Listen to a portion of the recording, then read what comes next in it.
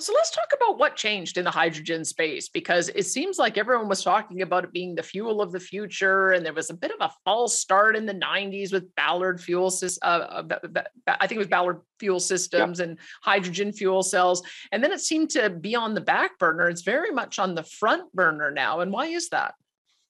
Hydrogen has absolutely taken off. And I think one of the misconceptions is that it went away. But really, especially here in the Edmonton region, we've been using hydrogen for at least 40 years, especially in the heavy industry.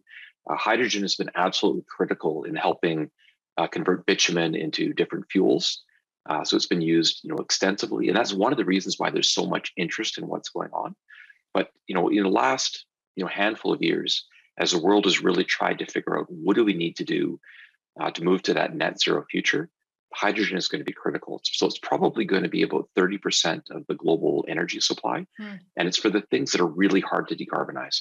So think like heavy haul trucking, aviation, and really some of the industries as well that are really tricky. So things like steel, concrete, upgrading. There's a whole bunch of things that require a ton of heat and a ton of power, and hydrogen has got that in spades. So why is it then that is only just taking off now? I think we need to talk about the different Yeah. colors of hydrogen, because we've talked a lot about the gray hydrogen versus blue hydrogen versus green hydrogen. It seems to me that there's probably been some kind of breakthrough in dealing with the emissions associated with it. So map that out for us a little bit.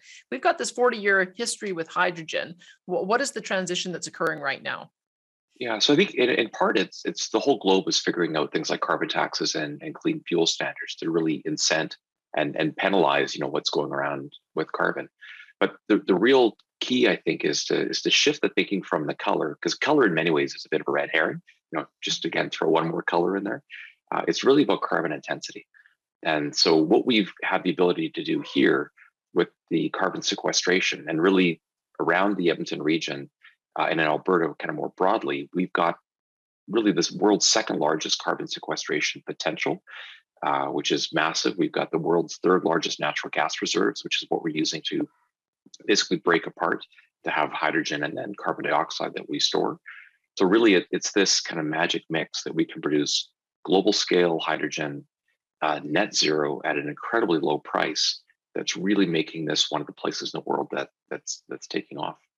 So talk a little bit more about that carbon Yeah. sequestration for people who aren't familiar with that terminology, because as I understand it, we're taking natural gas, which has one C molecule and four H molecules, hiving off the C, which creates CO2, which has been the problem so far, and then using the hydrogen. But tell us how we've managed to get some kind of breakthrough on sequestration. Yeah, you bet. So, and there's lots of technologies that are making that more net zero. So Air Products, for example, Air Products is just about to break ground on their $1.3 billion net zero hydrogen facility here in Edmonton. That's going to be the world's largest net zero hydrogen facility. And it'll be up and running in about 2 years. But all of the carbon that's coming out of that, they're pumping underground, really into salt caverns.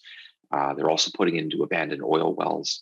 So it's places that we're basically pulling the natural gas out of the ground, splitting the carbon out, and just pushing that right back down into the ground. So it's just putting it back where it came from. And I had a great chat with David Lazelle, who's really one of the architects of this. And he said, what we really are doing is just taking the energy and pulling the carbon out of it and just keeping the energy without the carbon. It's I think really that's an interesting remarkable. way to look at it. Chris, I don't want to run out of time on this because I Yeah, want to go we'll be back to back. it. You said that we were the second largest carbon capture capacity in the world. I want to talk to you about where the largest is so that we can see where we're positioning Alberta and Canada in particular compared to our competitors around the world. Do stay with us. Chris McLeod from Edmonton Global will return after this.